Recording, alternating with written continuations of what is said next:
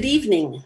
I'm Sheila Tainter from Storm Surge, and I have the pleasure of welcoming you to our first ever virtual presentation, Winds of Change Offshore. Amber Hewett attended one of our very early Storm Surge meetings back in the fall of 2013. She was working for National Wildlife Federation then and had just returned to Newburyport from DC as NWF's Northeast Climate Program Assistant. Now, almost 7 years later, and as campaign manager for Offshore Wind, it is a pleasure to have her speak to us as the expert. She had originally been going to address us back in March, but due to the pandemic, we needed to reschedule. Her presentation tonight is even more timely than it would have been back then. Here to introduce Amber to you is Pat Gazemba, co-chair of SAFE, Salem Alliance for the Environment, based in Salem, Mass. She was one of the founding members of SAFE in 2001. SAFE is currently focused on several important environmental issues, such as fixing gas leaks and stopping the building of new gas infrastructure across the state, promoting the electrification of new buildings and supporting renewable energy to power them, providing environmental justice for communities like Salem across the state. But of particular relevance to the topic of our presentation tonight, and as part of its working to move off fossil fuels, SAFE has been actively supporting renewable energy, especially solar and offshore wind. Pat, I yield to you. Thanks, Sheila. And it's a real pleasure for SAFE to be connected with Storm Surge. We admire the work you're doing north of us, and we are happy to be connected up here in Cape Ann. I'm happy to be introducing Amber. Amber's National Wildlife Federation's Offshore Wind Energy campaign manager.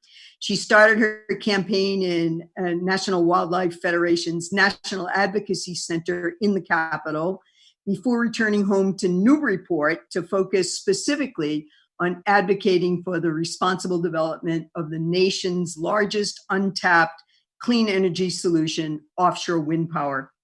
For over 6 years, she has worked to advance state policies in the Northeast that will both help launch a robust U.S. offshore wind industry and ensure wildlife, habitat, and communities are protected throughout every stage of development. Amber graduated from the University of Massachusetts in Amherst with a BA in political science and a BS in earth systems. SAFE has been working with Amber for 2+ years on strategies to support the development of offshore wind on the south coast of Massachusetts, as well as on the north coast, on the North Shore, and then north of us in the waters off New Hampshire and Maine. Salem is keenly interested in promoting offshore wind and the possibility of using our deep water port to perhaps service offshore wind turbines and or to land the power from offshore wind installations, connecting them into the national grid substation in our city. Currently, as individuals, many members of SAFE are excited about promoting Hewett's campaign for state representative in the 1st Essex District of Massachusetts that includes the towns of Amesbury, Newburyport, and Salisbury.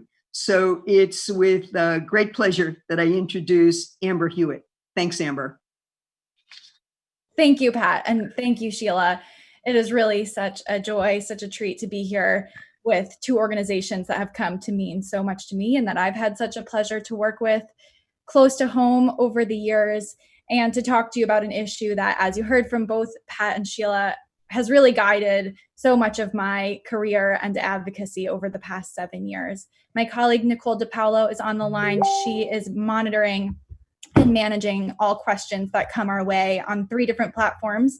But thank you all so much for tuning in whatever way you are. I wish we were all together. I look forward to the moment that we can be, but I'm really grateful for your tuning in this evening to learn more about this topic that has come to mean a lot to me. And as Sheila and Pat mentioned, it is fortunate, I guess, that we landed at least on this time, because there is, as I will share at the end of the presentation, an imminent action opportunity before anyone who's watching in Massachusetts and really across the Northeast region to really engage and get this industry launched once and for all.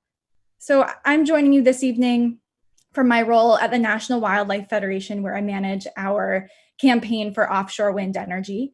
And our campaign started in 2010. Offshore wind at that time was an entirely untapped opportunity in the United States. And for those of you who are familiar with climate policy over the years, 2010 was also the year that our effort to get a federal climate bill ultimately failed for the time being. So there was an effort at that time to pass what was referred to as the Waxman-Markey cap and trade bill, and that was not able to pass the Senate. So our organization, as so many other national environmental organizations did at the time, sat back and asked the question of what does a climate program at a national organization look like in the future? And we decided to really regionalize our climate efforts and make sure that in each of our regional centers that there was some climate solution that we felt was equipped to rise to the scale of the challenge before us, that we could feel really confident getting behind and advocating for. And here in the Northeast region, offshore wind power really jumped off the page as something that was untapped potential. I will say that a lot this evening.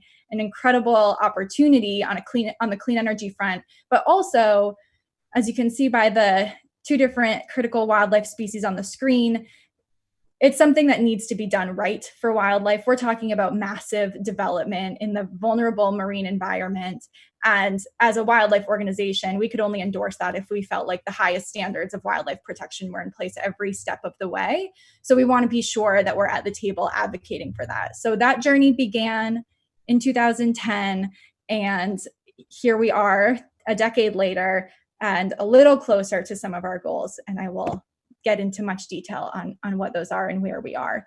This is one of my favorite images in the offshore wind space. We call this the offshore wind trifecta. It makes the case as to why the Northeast region of the United States is so opportune for offshore wind. So we have the three pieces that an offshore wind developer looks for when they're trying to find the next greatest place for offshore wind development. We have, as you can see on the left-hand side of your screen, population centers very close to the coast. Some of our most densely populated areas of the United States are along the eastern seaboard and in close proximity to the offshore wind resource. And then on the middle slide, you can see this is a map of wind speeds, the warmer colors being the higher wind speeds, that the wind off of the coast of the Northeast, particularly off of the Northeast, off of northern New England, it really stands out region-wide, coast-wide, as the highest yielding area for development. And as you can see, the land-based portion of the map is also colored with cooler colors, just to indicate at National Wildlife Federation, we support all responsibly developed clean energy solutions, solar, land-based wind. But when we're thinking about replacing power plants in the Northeast region and the scale of development that's needed to do that, the resource offshore really stands out in comparison to that on land, which just means we should be harnessing both of them. We shouldn't be letting our greatest untapped solution remain untapped. And then on the far right, you will see a fortunate aspect of our coast from an offshore wind development perspective, and that is that we have a gradually sloping outer continental shelf, meaning that the land for many miles off of our shores is at the right depth for offshore wind development. Current offshore wind technology needs to be fixed to the seafloor. So the water can only be, at this point, about 100 meters deep for the latest technology. So that's something that we have to work with that not every coastline does. It's a challenge, for example, on the West Coast, that the water gets really deep really fast. And similarly in the Gulf of Maine, those kinds of areas of coastline will require floating offshore wind technology, which is still very nascent. There are only a few pilot turbines around the world. So it's considered the future of offshore wind. But when we're talking about developing right now, the Northeast is and has been ready to go for a very long time. From an economics perspective, the offshore wind industry, it's booming worldwide. There are currently almost 5,000 offshore wind turbines up and running around the world. The first project was built in 1991 in Denmark. So we are almost a full 30 years behind, almost a full 5,000 turbines behind. And what motivated me into being an offshore wind advocate was the understanding that truly, and I hope I convince you of this by the end of the evening, the only reason we aren't there yet is a lack of political will. We have the technical feasibility, we have the right wind speed and landscape, and the jobs opportunity is incredibly compelling because these are jobs that need to be close to where a project is deployed by their very nature, because offshore wind turbines are so large and the pieces cannot be transported easily over land. Ultimately, these projects should create local jobs all along the coast in any states that decide to advance this industry. Current projections say that if the offshore wind industry in the United States stays on pace with what is possible, that we could have 83,000 offshore wind jobs in the United States by 2030. I think this only brings increased importance in our current reality with the immeasurable impact that our economy has taken throughout the coronavirus crisis. When we think about resiliently recovering from this moment, to leave something on the table with this scale of job creation is really unthinkable. To underscore the scale, I have to show you images from Europe because we don't have any ports like this in the United States yet, but this is an image from Bremerhaven, Germany, an early adapter to offshore wind. It was a struggling port community that ultimately decided to invest in this new industry and is now flourishing. It's attracting young people to work in this industry. Families are staying put. And of course, the community is revitalized around this industry, something that we could see in struggling port communities all along the Atlantic coast of the United States. The jobs are exhilarating and exciting. In Europe, there are whole training programs and college majors centered around this industry, something that young people in the United States do not have access to if they want to stay in the country. We also often hear, you keep this slide in here, particularly when I'm talking in Massachusetts, because I grew up hearing the debate about Cape Wind play out. I saw bumper stickers for and against the project for what felt like most of my life. And I remember hearing that offshore wind is just way too expensive. It's not economically viable. And that was the storyline because Cape Wind was a project proposed now over 15 years ago. The only numbers that we had to work with in the United States were the proposed price of that one early project. But just like any technology, as it advances and as truly decades go by, the cost of the technology has come down.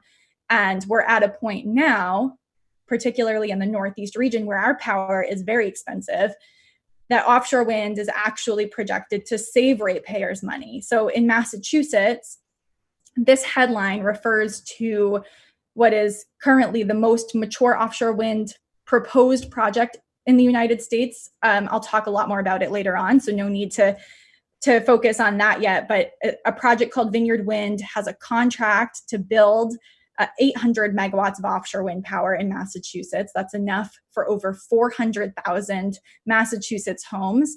And that project, when it was issued its contract by the Baker administration, it was announced that this project alone in its 20-year lifespan will save ratepayers $1.4 billion because it is so cost competitive. So there's really not an economic argument against offshore wind anymore.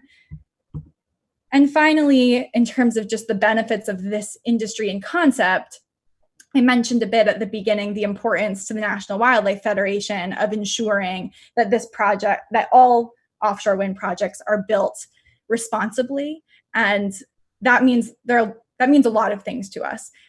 Projects need to be, the locations of projects need to be very carefully chosen based on what we know of how wildlife interact with the areas offshore. There are migratory pathways for birds and for whales that need to be avoided. There are monitoring and noise reduction requirements that can be applied to projects to protect wildlife during the most dangerous period, which is construction.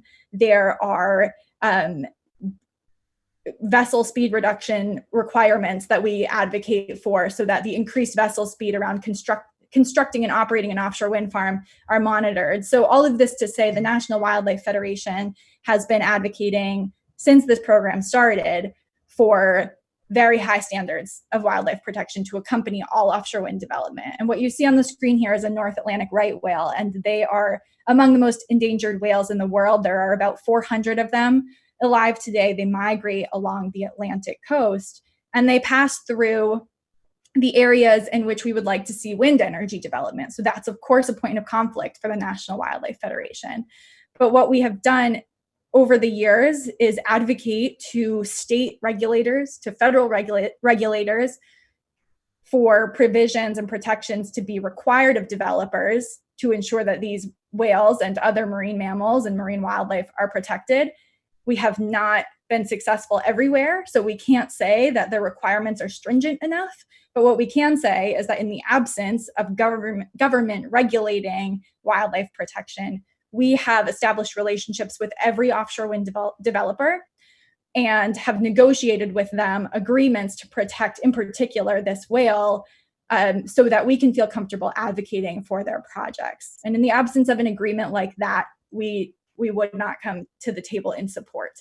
So the project that I will continue referring back to this evening, Vineyard Wind's 800 megawatt project for Massachusetts, that developer did sign an agreement with us that we'd be happy to make available to anyone who's interested to level up the required protections for North Atlantic right whales and do what we believe is necessary. So it was voluntary, but they issued it publicly and are being held accountable to that by public opinion.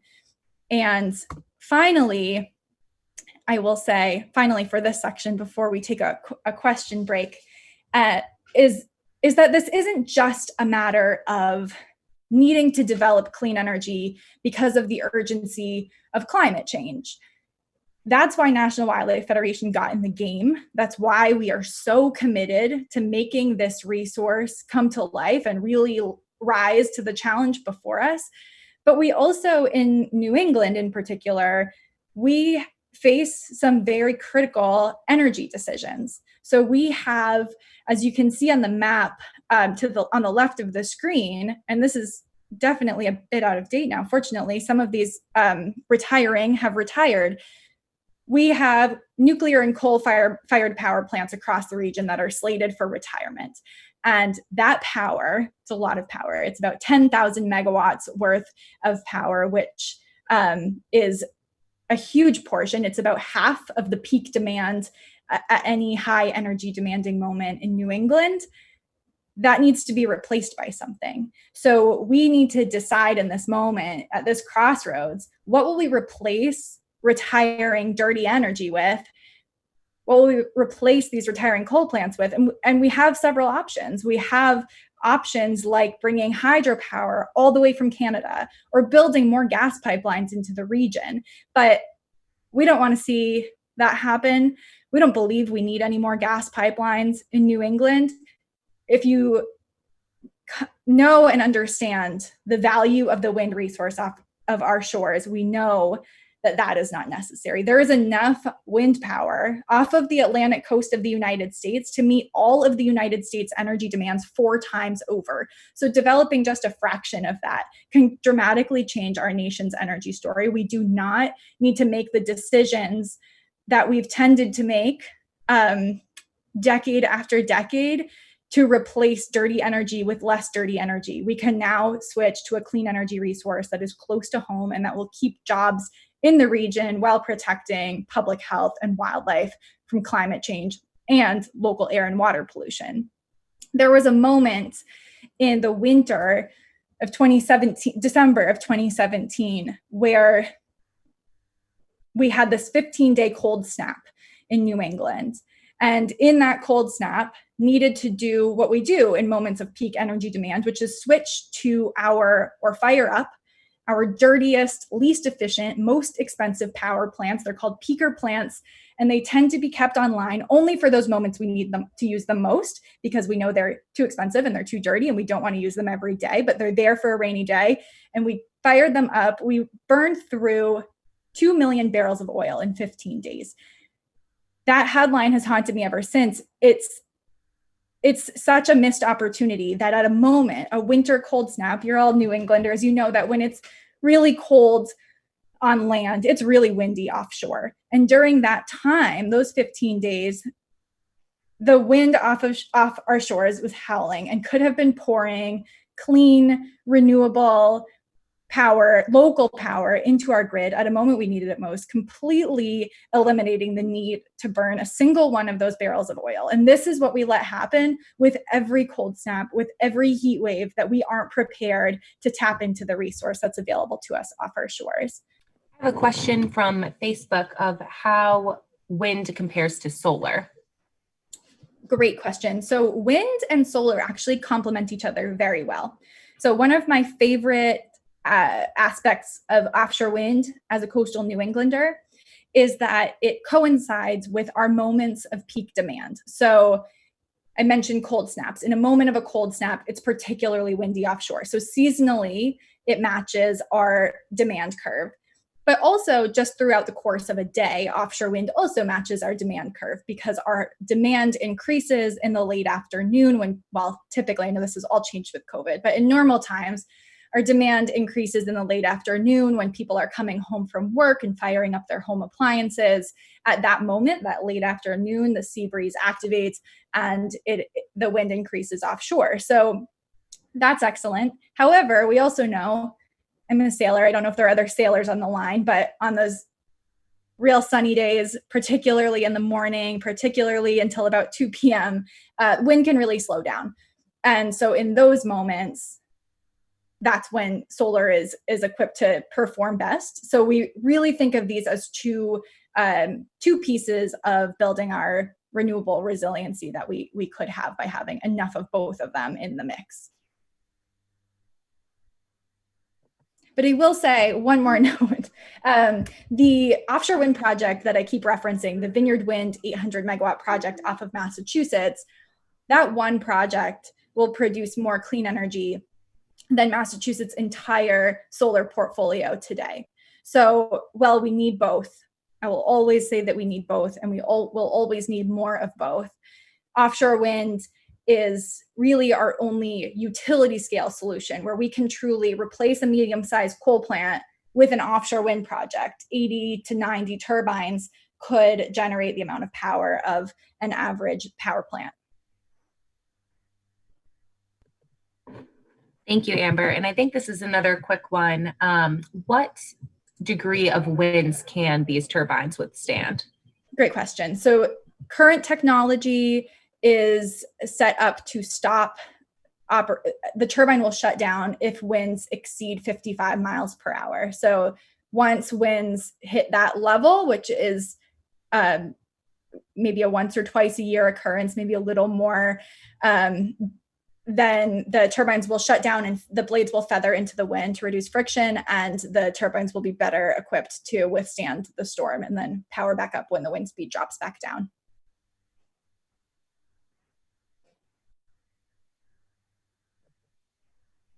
Excellent. And then there's a question of how much wind power would it take to replace Seabrook nuclear power plant? Do you know off the top of your head how many megawatts that is? Amber, I could look it up. I absolutely should. I don't know offhand though. I believe it's in the upper hundreds. But if you want to track that number. Oh, I have it. It's 1,250 megawatts. Perfect. So that would be about 100 offshore wind turbines at the state of current technology. Right now, offshore wind, the turbines are getting bigger and more efficient all the time as Europe advances the technology. But right now, state of the industry is a 12 megawatt turbine. So we would need 100 of them to replace Seabrook. The first portion of the presentation intended to really underscore just the value of this resource and the value of the missed opportunity. Now I'll talk a bit about the state of the industry in the United States. This image is not in the United States. By comparison, this is the London Array in the North Sea, and it's the largest offshore wind farm in the world. It probably always will be because they keep adding turbines to it. But this is a vision of the kind of development that we could aspire to and currently are trying to realize here in the US. These turbines, though it may not look like it, they're about a mile apart, so highly navigable. I'll talk more about that moving forward. And to give you a sense, so I just mentioned these 12 megawatt turbines, that this is where they compare to some notable landmarks, but they will stand when a blade is facing upward, they will stand about 850 feet above the water. So they're just incredibly enormous. And for the New Englanders in the room, in the crowd, which is, I imagine everyone, the blades, the fan of the turbine, if laid down, far exceeds being able to fit inside of Fenway Park. This here is the United States' entire offshore wind fleet. So we currently have 5 turbines standing in US waters. They're in Rhode Island state waters, actually, technically, and they are off of Block Island, Rhode Island. They are, they curve, as you can see here, around the southeast bluff of the island and are just within the 3-mile state waters boundary that circles the island. So any further than that, they would have had to been built in federal waters, but because the island is surrounded by state waters, these were able to get permitted fairly quickly and skip that federal permitting process that I'll talk more about. And this project intended to demonstrate what is possible. It came online in December of 2016. So I was advocating for offshore wind development far before this project was developed. And it was a lot harder because I was trying to convince legislators and administration staff to go out on a limb, go to bat for a resource that no one in the United States had figured out how to build yet, or how to align the politics of yet, how to overcome the opposition yet. The Block Island wind farm made it conceivable. It allowed us to bring decision makers out on a ferry, get close to the turbines, stand under them, and really feel the power of this resource, to recognize that this turbine that you're seeing is about 5 times larger than the largest turbine on land. And these ones that you're seeing are only 6 megawatts. So they're half the capacity of the turbines that would be built today. These ones stand just a mere 600 feet tall. They're still huge. Just that yellow platform, the 4-legged foundation that they're standing on, the top of that platform is about 100 feet above the water. So they're huge.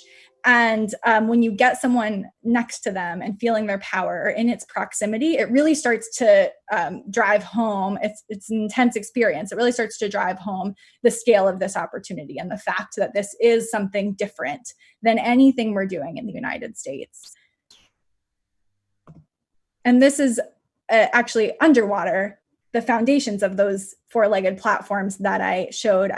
It's one of my favorite images. This photo was taken just 6 months after the Block Island wind farm was installed. And you can see it's just been fully embraced by marine life.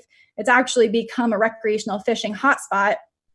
If you visit Block Island, each turbine tends to have 3 or 4 fishing boats surrounding it at any time. And I bring this message particularly, not just because it's beautiful, but particularly because the commercial fishing industry is highly vocally opposed to offshore wind development. And so I just liked, and I'm sure there may be questions about this, I can talk more about it at the end of the presentation, but I want everyone to have a sense of what's going on underwater and what these turbines mean for marine life and benthic habitat, and the fact that the underwater structure actually creates these artificial reefs that is allowing wildlife and area to really replenish and grow. So the fishing challenge is a complicated one. I'm happy to talk more about it, but just want to convey that the challenge is more for the commercial fishing industry and the ability to navigate through wind turbines than it is a question of what this means for fish and marine life, which is something that is of great importance to us at National Wildlife Federation. So this image it's a sense of where things stand in the United States. So while we only have 5 turbines up and running in America, we have been moving toward through bureaucracy and policy toward what needs to happen to bring steel to the waters off of the Atlantic coast. And what you can see here, each colored block running from Massachusetts to North Carolina indicates an area of federal waters. All of those areas are in federal waters with the exception of the little Block Island wind farm arrow that you may be able to see closer to the top or near the middle. In 2013, the Obama administration began designating areas offshore to be wind energy areas and began holding competitive lease auctions. So starting with a yellow area here off of Rhode Island, that was the first ever wind energy area leased to developers. They held a competitive auction. Developers showed up from around the world and competed to win the rights to build an offshore wind project in that area. And then that proceeded to happen in all of these colored areas until last year. And we envision that this will continue happening for years to come. This is actually something that has been able to move forward under the Trump administration. They bring an immense amount of profit into the US Treasury. Every lease area here has gone for, or almost all of them have gone for many millions of dollars. And then these developers begin paying lease payments. So it's this portion of the process has not really been held up by politics. I'll talk about the areas that have been held up by politics moving forward, but this has been something that we've maintained momentum on and have seen even through the political transition.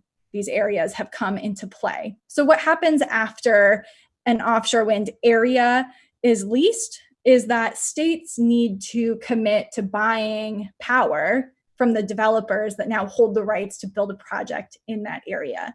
So winning the lease is step one, but no developer will build an offshore wind project until they have a power contract with a state or a large entity. So far, it's always been states, but a large corporate entity could also have a power contract with a developer. But states need to decide to buy that power and need to issue a contract for things to really move forward. And that has also been happening since 2016. So in 2016, Massachusetts passed the first offshore wind policy. There's a tiny caveat that there was a policy on the books in New Jersey, but it was under Governor Christie and was held idle. So it didn't really count. The first policy that really meant something was passed in Massachusetts in 2016 and opened the door for conversation around getting this industry started once and for all. And since then, this is way too many words for a slide. The only thing to really grab from it, although you're welcome to take a picture of it and gather the details over time, but the message here is that these 7 states, Massachusetts, Rhode Island, Connecticut, New York, New Jersey, Maryland, and Virginia, are the states that have gone from having an area off their shores to deciding to buy power from those areas, to deciding to have relationships with developers where they're procuring that power, and have gone as far as issuing power contracts. So there are policies on the books I'll talk about, but this is really where things start to mean something, when a power contract is reached between a developer and a state. And that is happening. This is an incredible sign of progress. When I started working in 2013, not a single one of these numbers would have been on the screen. And so to zoom in here closer to home, this is just a snapshot of the same map I just showed. And it tells you really what we're working with in New England. So far for New England, all offshore wind areas are concentrated right here off of the south coast of Massachusetts and off of Rhode Island. That said, this power is contracted to parts of it to Massachusetts, parts of it to Rhode Island, parts to Connecticut, and then you can see Long Island coming out of the left side of your screen there. These areas are just 30 miles from the east end of Long Island, so there are also contracts in place to deliver some of this power to New York. The important thing to note here is that this block of colors is federal waters. Any state can buy that power, whichever state moves fastest. can have the rights to draw the wind from that area. And it takes a long time to get a new colored block on the map. So that's a message that we've used over the years to inspire leadership in states, is that this isn't an opportunity that will just always be available. These areas are being picked up by states across the region, and no state should want to be the one that's left behind on harnessing this local resource. In 2016, I mentioned Massachusetts passed a policy that changed everything, an act to promote energy diversity. And that committed Massachusetts to purchasing or to developing, bringing into our energy mix, 1,600 megawatts of offshore wind power by 2027. That is enough power to power about 800,000 homes. And to give you a little bit of context, in the blue text just above the image, a typical energy demand moment in New England is between 10 and 13,000 roughly megawatts. So that 1,600 megawatt commitment is a fraction, but not, it's significant. We were excited to get that bill passed. But as I mentioned, our peak moments, we can have a demand of up to 20,000 megawatts across the region. So these commitments are not necessarily where they should be to get to a place that we would like to see of 50% of the region, for example, being powered by offshore wind. We still have a long way to go in terms of policy commitments. In 2018, we were able to get another bill passed in Massachusetts to double that commitment. So it authorized our Department of Energy Resources to do a study and consider whether doubling that commitment was in the best interest of the Commonwealth. And the department found that, in fact, it absolutely is. And so our commitment in Massachusetts is now 3,200 megawatts. By comparison, so that 3,200 megawatts compares to a 7,500 megawatt commitment in New Jersey and a 9,000 megawatt commitment in New York. So Massachusetts went first.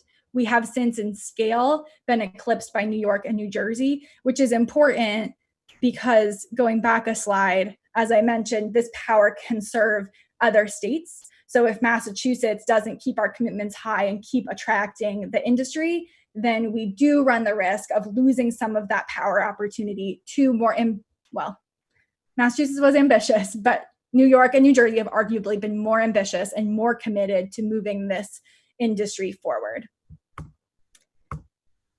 So the reason that I mentioned that this is a great evening to be having this conversation, and I'm so glad that we're all here to hear about this important moment in Massachusetts. Once those policies were passed and the power contracts were issued, so Massachusetts has now issued 2 800 megawatt power contracts to 2 developers, Vineyard Wind and recently a company called Mayflower Wind.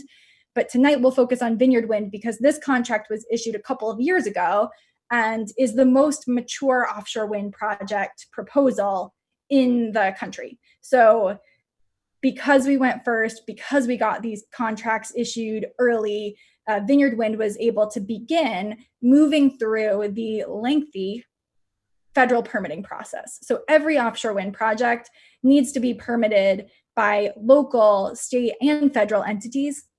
Vineyard Wind has secured all of its local and state permits. It is waiting on one final federal permit, but because this project will be built in federal waters, that's the deciding factor, whether or not the Trump administration will issue a final favorable decision to allow this project to go forward. And we actually expected that decision last year, but there was a change in leadership at the U.S. Interior Department. The original Interior Secretary of this administration was looked at offshore wind as an opportunity to build a U.S. industry. It was fitting into this narrative of energy dominance that we were hearing from the current administration. We thought offshore wind might be the one clean energy resource that could really continue to grow and ultimately thrive under this challenging moment for so many other environmental goals. But ultimately, that was not the case. Secretary Bernhardt took over the Interior Department, and since then, when he came in, everything was stalled. So the offshore wind, the permit for Vineyard Wind that we expected to be issued last year was delayed. And the secretary determined that there should be an analysis done, a cumulative impact analysis of all offshore wind areas from Massachusetts to North Carolina, what build out would mean for the entire eastern seaboard from an environmental impact standpoint. Now that sounds good from a wildlife and conservation perspective. We advocate for environmental impact statements and cumulative impact analyses. We like those kinds of things. It's arguable, though, that this was not in good faith, because it's really hard to analyze what the cumulative impact will be of full build out of an industry that we haven't really even explored yet in the United States in any real way. So ultimately, this felt like and seems like a delay tactic. That said, there was some important science to gather from it. So it wasn't all bad. The analysis took place and it was published for public comment on June 12th. So just 2 weeks ago, we received this document. It's 420 pages. We're digging through it. But most importantly is that is out for public comment. The comment deadline is July 27th, and that will be the last opportunity for public input to say this project needs to move forward. This is the first one. Every project sits in line behind it. We need to set the precedent of this developer has crossed every T, dotted every I. They have worked with stakeholders and wildlife advocates. They've worked with the fishing industry, and this project is deserving of development.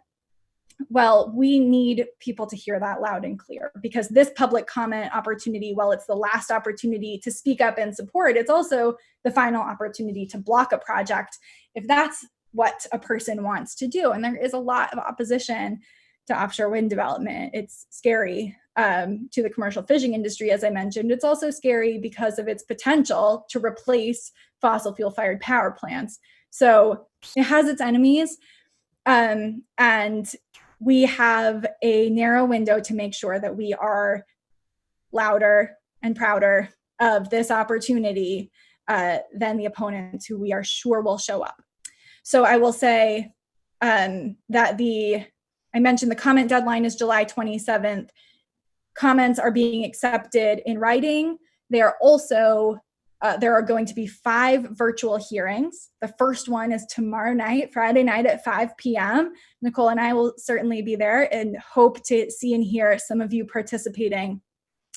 You can also just learn more about this at the website on the screen, boem.gov/vineyard-wind, for the opportunity to register for a hearing or just learn more about the project. I didn't talk much in detail this evening about this specific project. You can see on the screen where it's going to be. Those little dots indicate 84 turbines that will power 400,000 Massachusetts homes. This is the project that I mentioned will save Massachusetts ratepayers $1.4 billion. This is also the developer that I mentioned reached an agreement with the National Wildlife Federation, the Conservation Law Foundation, and the Natural Resources Defense Council to go above and beyond state and federal regulations to ensure that they are protecting the critically endangered North Atlantic right whale. So it's a project we're really excited about. It's the right kind of precedent to set. It's the right kind of example to lead the industry by. And I will say, there's a lot more that we're doing at the National Wildlife Federation to organize engagement with this hearing and public comment process. And I just scratched the surface. We're doing all kinds of action alerts and trainings and social media activity. And we would love for anyone who has gotten excited about this opportunity tonight or already is to join us in that. And we are actually having a webinar on Monday evening at 4 p.m. to train anyone who wants to participate in these hearings. We'll be providing talking points, and we will be creating some sort of engaging community, whether it's a chat, some sort of a chat channel, so that we can all be connected while we're participating in these hearings. I mentioned that one is tomorrow night. Finally, there will be 4 more starting on Tuesday, June 30th, and then extending into July. But again, you can register for our webinar at the link on the screen, bit.ly/offshore wind power now, and can, of course, reach out to us if you have any questions. My email address and phone number are on the screen. So if you have questions about how to engage or anything that I asked tonight that comes to you later after our Q&A, please keep in touch.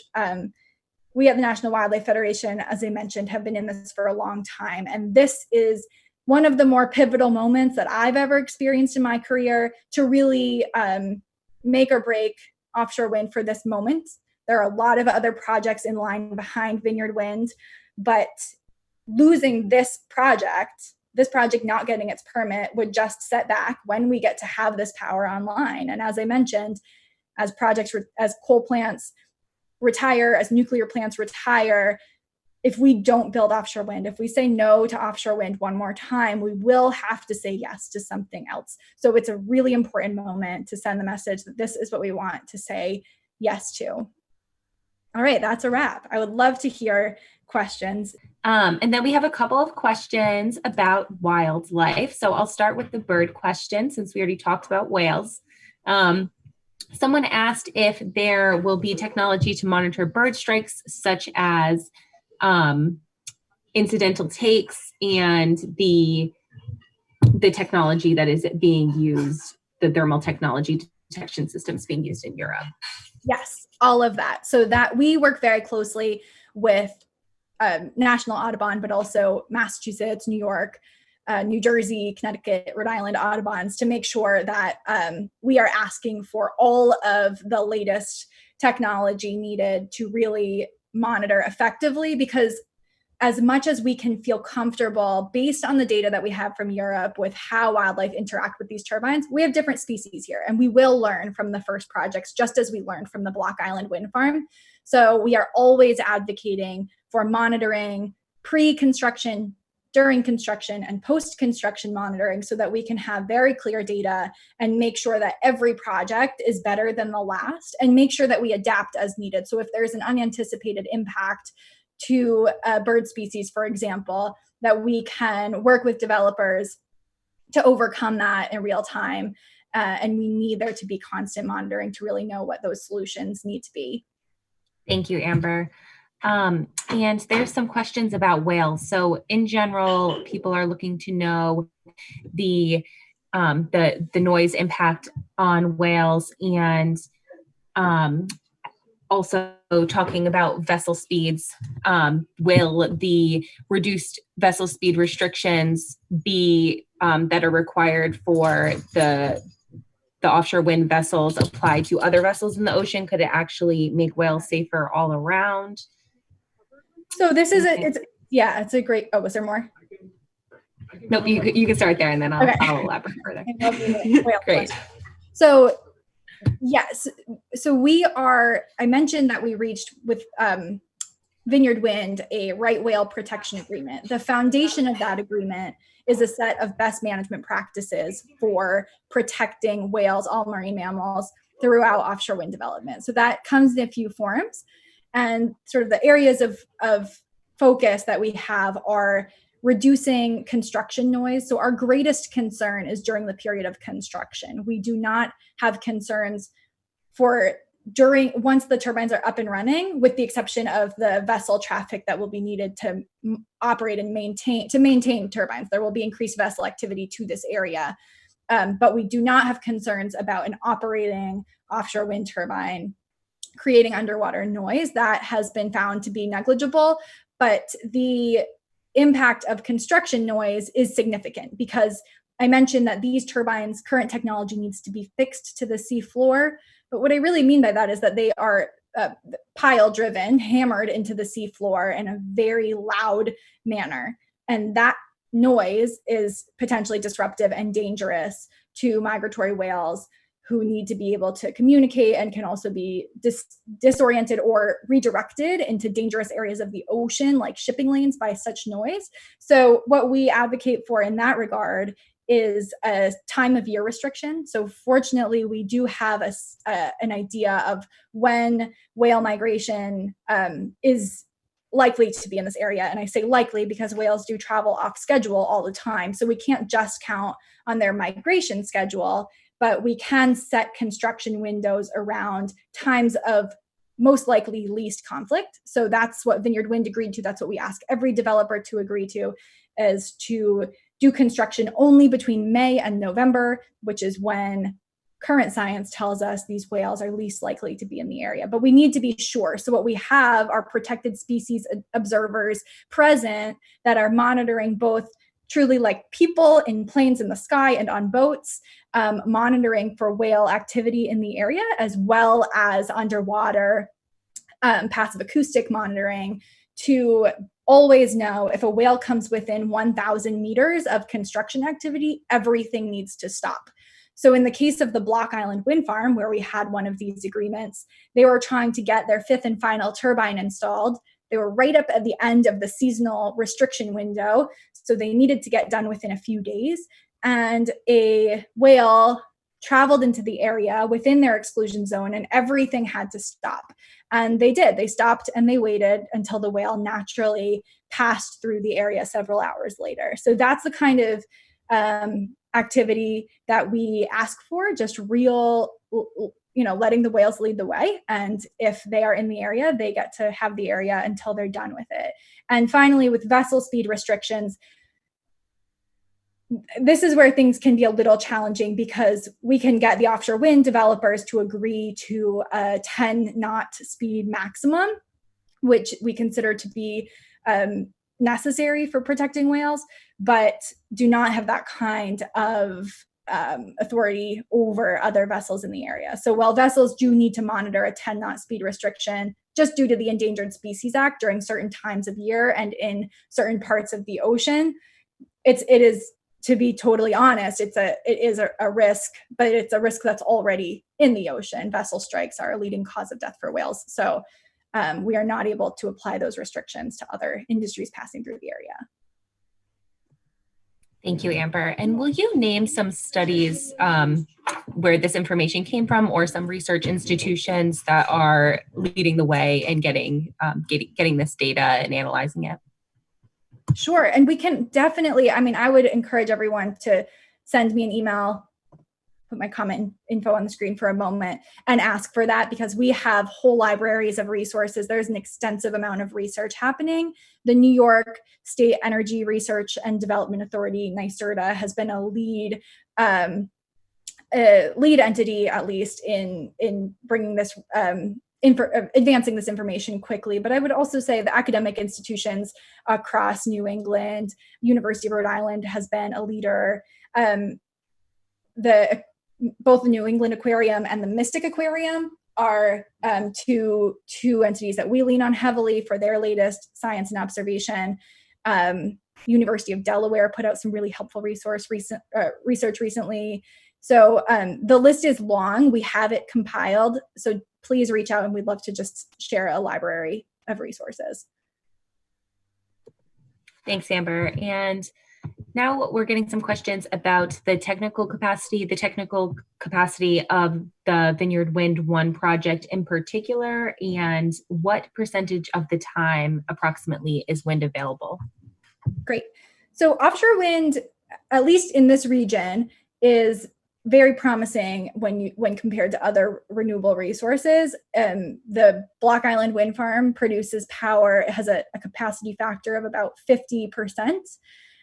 Offshore wind development anticipated off of New England, some of which is further offshore. Typically, the further offshore you go, the larger the turbine, the higher the capacity factor. So offshore wind turbines in Europe are seeing factors of about 60%, meaning they're operating full capacity about 60% of the time, which is really excellent for offshore wind. Land-based, for any renewable, land-based wind is closer to 30%. So it is, with the Vineyard Wind project, to focus on that one, it has an 800 megawatt capacity. So that means that 50% of the time, that's the amount of power that we could be drawing from that project. And the capacity factor is at least 45%. Yes. Too. Yeah. It averages, is that right, Amber? Yes, it averages around closer to 50, but that is a fair number. Okay. And so we've had some questions about the virtual public hearings. I have dropped in the chat the links to register for them as well as the talking points. And then we have a question: what is the most effective line of testimony for the BOEM hearing? Excellent question. So a couple of things. I believe if we were to distill it down to 2 items, as the National Wildlife Federation, we will be encouraging the message of climate urgency. So the United Nations tells us that we have at now just over a decade to respond to this crisis in a meaningful way. We are not doing that. We're not doing our part in Massachusetts. We're not doing our part in the United States, certainly. So there's an urgency to stand up utility scale, large scale clean energy solutions like this one. We need to do this now. We are 3 decades behind Europe. The technology is ready. The developers are ready. We need the political will to finally make this happen. So I think underscoring the just popularity of this and urgency of this as a climate solution is an important message. I would also say, because opponents tend to use potential wildlife impacts as arguments against developing this, that the environmental and conservation community is united in support of this resource as long as it's done right. So yesterday afternoon, Nicole and I held a briefing for 30 environmental organizations that want to engage their membership across New England in advocating for this project. And that's really the state of our work all the time. We have coalitions across the region of environmental organizations who are incredibly enthusiastic about this opportunity. And we have some conditions. Our support is not unconditional by any means, but we believe that those conditions can be met. The industry is telling us that they're willing to meet them. And so this not only is essential as a climate solution, but it can be done right. And I say this because we have parallel crises, right? We have the climate crisis running alongside a species extinction crisis. We can't let one worsen the other, but offshore wind is one of those opportunities that allows us to address both at the same time, because climate change is the single greatest threat to wildlife, and we need these scale of solutions. So climate, responsibility for wildlife, but then if you want to bring a jobs and economy message, I would also be sure to include that this industry within a decade, if we don't hold back, could employ 83,000 people in the United States at a moment where we critically need long-term, high-quality jobs in America. Do you have anything to add, Nicole? Thanks for asking. I actually don't. But I do have a question about how many jobs in Massachusetts. Do we know how many of those jobs will be in Massachusetts, or particularly for the Vineyard Wind Project, how many? It totally depends. So the Vineyard Wind Project, portions of it, because of the timeline that it was, that it's trying to be held to hold itself to meet the Massachusetts, its contract with the state of Massachusetts, parts of this project will be built in Europe. And it's just because as the first industry, there's not the manufacturing potential here or ability here in the United States yet to build this project. That's why these large scale commitments, the commitments like I mentioned in New York of 9,000 megawatts, in New Jersey of 7,500 megawatts, when states start to say that they will do that amount of development, then developers can make the financial case to build a manufacturing facility in the United States. But just one project isn't enough to justify doing that. And it would make the project a lot more expensive. So I can't say that the Vineyard Wind Project will create many thousands of Massachusetts jobs. It will certainly create hundreds, but the industry itself serves to offer Massachusetts. It's really hard to put a fine point on it, because these jobs will be spread across the region, and it truly depends on which states step up to lead and invest in ports that can deploy offshore wind turbines and manufacturing facilities that can build them. But if Massachusetts were to lead, this certainly could be 10,000 jobs in Massachusetts, which is a number I've heard estimated for if we went as big as we could over the course of the next decade. Amazing. And so the operations and maintenance jobs, those are jobs that will not be able to be outsourced. And we have some questions coming in about what the annual maintenance effort will be, what the cost will be to maintain them, how many days approximately? Oh, wow. I might be a little bit stumped by this question. These are like developer questions. But they do, I know the turbines require frequent maintenance. A lot of their monitoring happens onshore, so they can be completely controlled, of course, from an iPhone, powered up or down. But they do, for example, the turbines that you see on the screen, the Block Island Wind Farm, typically one of them is being maintained at any given time.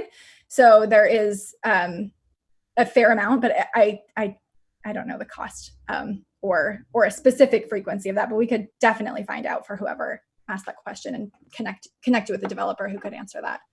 Great. And I actually had an answer here that in Ipswich, the onshore turbines maintenance cost is covered by the REC income. If memory serves, it's about $80,000 per year. So, okay. Some information to noodle over, and we will definitely, I will reach out to that individual and make sure that we have their contact so we can connect them to a developer. And there's another question, interesting question about what the Federal Aviation Association, that's a mouthful, what their stance is on 853-foot wind towers. It is technically legal to fly 500 feet from a structure in sparsely populated areas. How regulated? And will the blade tips be lighted at night? Yes, they will be lighted. So the Federal Aviation Administration, they were actually played a key role in the Cape Wind story. They were drawn into a couple of the lawsuits against that project. Ultimately, the project won every single lawsuit. This is these areas are chosen with input of an incredibly long list of government agencies, and the FAA is included in that. So they are part of choosing the location and then part of ensuring that regulation around the area is adhered to. Similarly, the Coast Guard, who needs to conduct search and rescue activity via helicopter, potentially around a wind farm, has done, we were actually out on the water at the Block Island Wind Farm when the Coast Guard was conducting a test last year for its ability to do search and rescue activity around the turbines, and they found that they were able to do that without a problem. Just to kind of give you a scale, the helicopter that was testing was able to land on the top middle piece, the nacelle of this turbine. So it would just be a little speck on this image. So they're navigable, but they are also highly regulated, both by land. Thank you, Amber. Yes. And so someone, again, we did cover the comparison between solar and offshore wind, and someone shared that the capacity factor of solar PV in Essex County is 15% compared to the 50% capacity factor for offshore wind.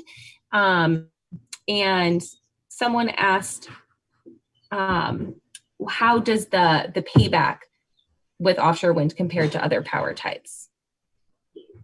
So this question, and I'm wondering if I should stop screen sharing. What do you think? Leave that up, leave the questions up in case anyone tunes in. So with offshore wind, the way that these large scale projects are contracted is that an offshore wind developer, because they're building so much at once and because the fuel cost is zero, right? There's no cost of the actual wind, that the cost of this power is set in long-term contracts. So typically a 20-year contract where a developer will reach an agreed upon price with the utility companies in a particular state, and that will be the price that we as ratepayers pay for power for all 20 years of this project's lifespan. So these projects are entirely privately financed, and the time in which the project becomes profitable for a developer varies based on what price they're setting. There's not really like an agreed upon market value of offshore wind power. It will be different in every state and different with every size of project.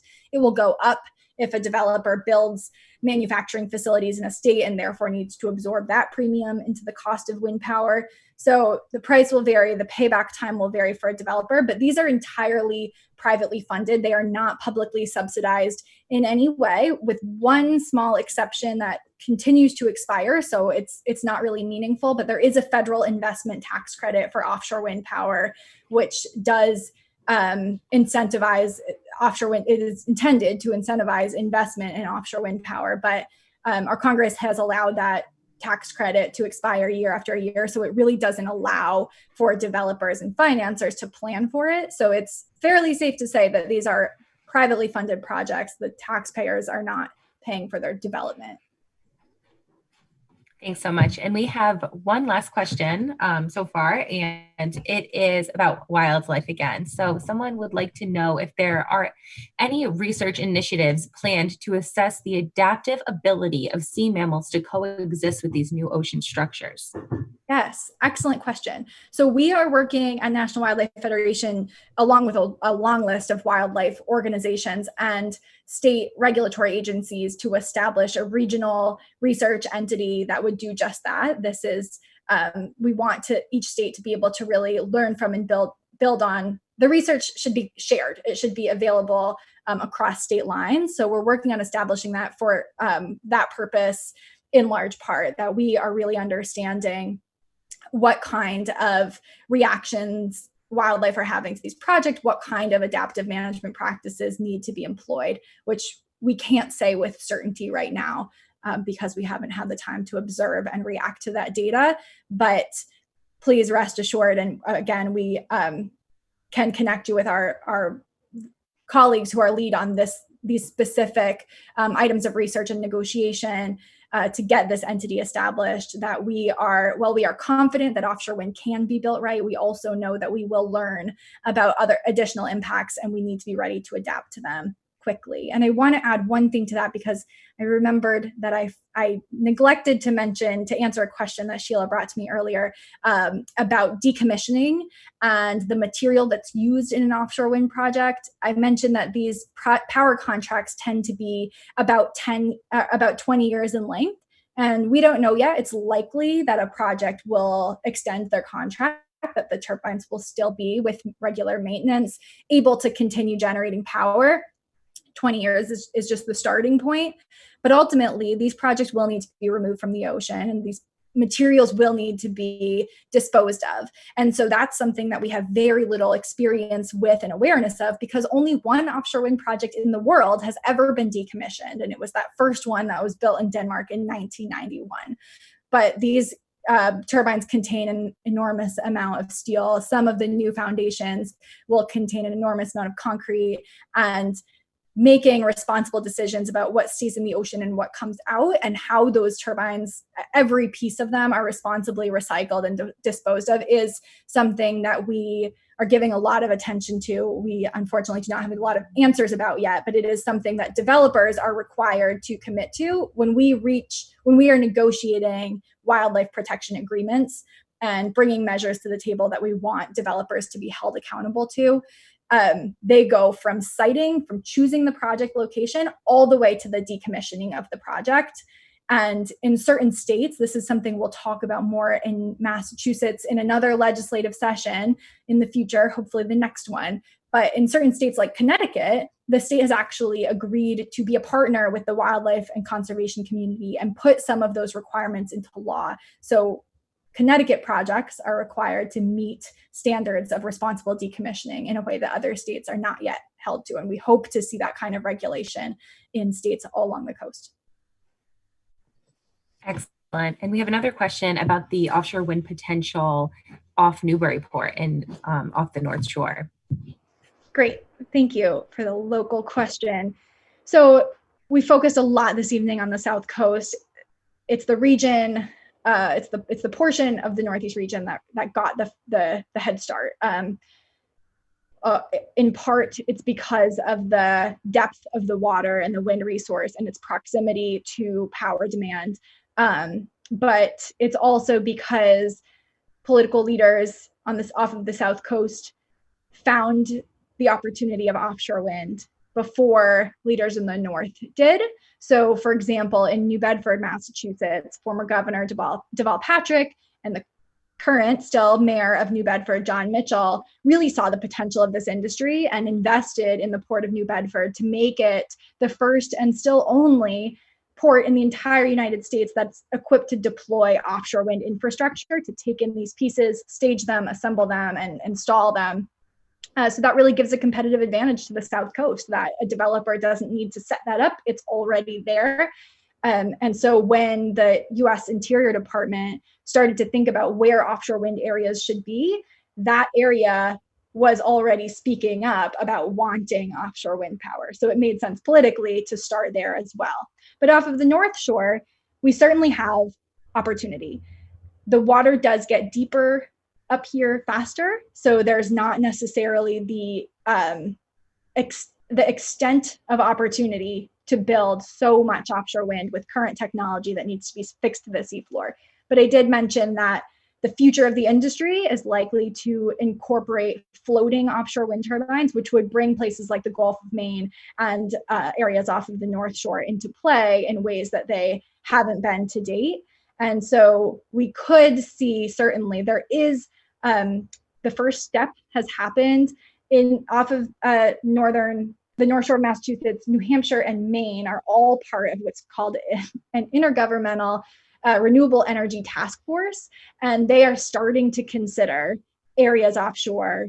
So this is federal, state, local, and tribal governments all participating to draw some areas on a map off of northern New England, and Massachusetts, New Hampshire, and Maine are all parts of that. So we're definitely years away from having an area drawn on a map, but it is not out of the question. I think it is highly possible that that will happen. And for whoever asked that question, we should have a virtual coffee and we can talk about all the ways to get involved in advocating for that, since we're truly at square one.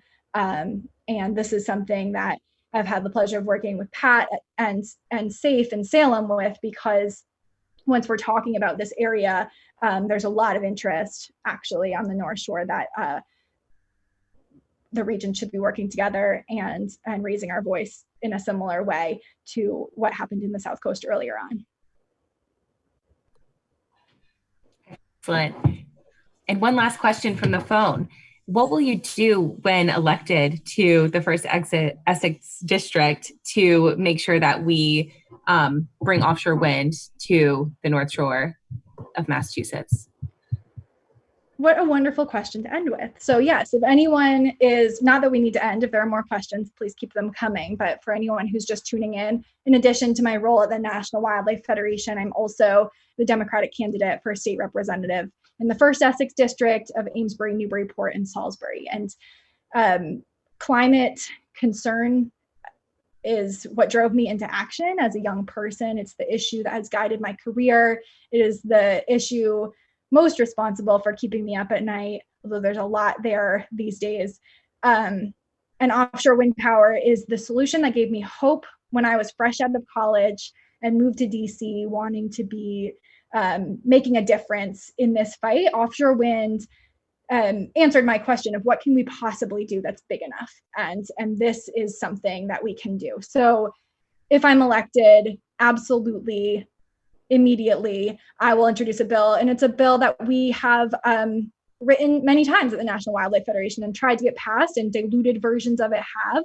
But what I will advocate for is an offshore wind commitment that is at the scale that it should be. So what I will call that right now is 6,000 megawatts. That's a little more than 50% of the average energy demand in New England, and Massachusetts could absolutely be bringing that much power into our grid with areas already leased offshore and some to be in the future. So a 6,000 megawatt offshore wind commitment, I would advocate for in that law that new offshore wind projects need to be issued contracts every year. Right now, we have to wait 2 years from the time that one project gets a contract for another one to get a contract. That's what our current law says. That timeline needs to be accelerated. I will, of course, advocate for wildlife protections to just be a barrier to entry. All offshore wind developers should need to say that they will do this right for the fragile marine and coastal ecosystems that they will be impacting. So that should be a law similar to the one that we at National Wildlife Federation work to get passed in Connecticut. We have a gold standard there. I would look to get that language on the books in Massachusetts. And I would also, I think finally, require that there be provisions to ensure that this industry, because it is a new opportunity for us, that we do this right by communities and that we correct for the mistakes of our past and the fact that we are powered by industries that have disproportionately impacted low-income communities, communities of color, and we've never addressed environmental justice and addressed the racism that is within the energy industry here in Massachusetts, or really meaningfully anywhere in the United States. So we need to codify environmental justice provisions with regard to all energy development. And so as an advocate for offshore wind, I will make sure that that is part of any bill that I bring to the table in the Commonwealth. I think that's the end of our questions. All right, I will stop. I will go to my contact info one more time, and please take a screenshot or write that down. Please keep in touch, particularly since most of us are probably neighbors. I'm giving this presentation from downtown Newburyport and would love to meet with or talk with any one of you. And finally, if you are fired up by what you learned tonight and would like to add your voice at a pivotal moment for Massachusetts and really United States offshore wind power, please join us for a webinar on Monday, June 29th at 4 p.m. to learn exactly how to get involved and to start working together on this moving forward. Thank you so much. I just sure wish I could see all of you and feel your energy, but I am really grateful that we spent the evening together tonight. Any closing words from, oh great, I can see some faces, wonderful. This is great. Thank you all. Oh, so many friendly faces. Wow, this is wonderful. Any, I don't know if there are closing words from Sheila or anyone at Storm Surge. I want to thank you so much, Amber and Nicole. This was a wonderful presentation, and we all, I think, learned so much and are very excited about it. I'm so glad we can act now. Yes, we can. And I see Nicole is sharing the June 29th info in the chat box. If you're not getting it from the chat box, I know not everyone is on Zoom, please be in touch. Oh, I don't even want to say, now that I'm seeing all of your faces, I don't even want to say goodnight, but all right. Thank you all. It's really wonderful. And I hope to hear from and work with all of you very soon. Have a great rest of your evening. Thank you.